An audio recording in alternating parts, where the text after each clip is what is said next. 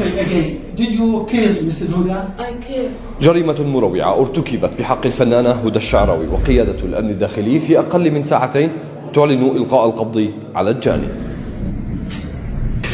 نحن بالحال بعثنا الدوريات على المكان، تم تطويق المكان، تم إخبار القاضي قاضي التحقيق، وتبين بأن المغدورة هي الفنانة هدى الشعراوي. لدى دخولنا إلى المكان وجدناها على سرير النوم وهي مهشمة الرأس.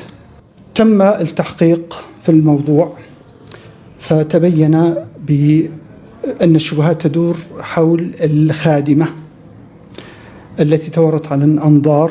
لحسن الحظ نحن وجدنا صورة لإلها، فتم إبلاغ طبعا قيادة الأمن الداخلي في دمشق، وتم تعميم الصورة إلى المباحث الجنائية وإلى أقسام شرطة دمشق بالكامل، وتم البحث في جميع شوارع دمشق وأحياء دمشق.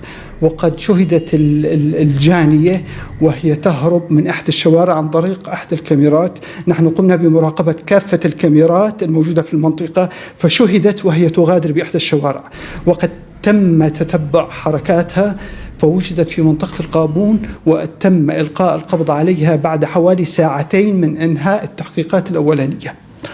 طبعا تم إحضارها إلى قسم شرطة القنوات وقمت بالتحقيق معها. قبل نشر الخبر اعترفت بقتلها.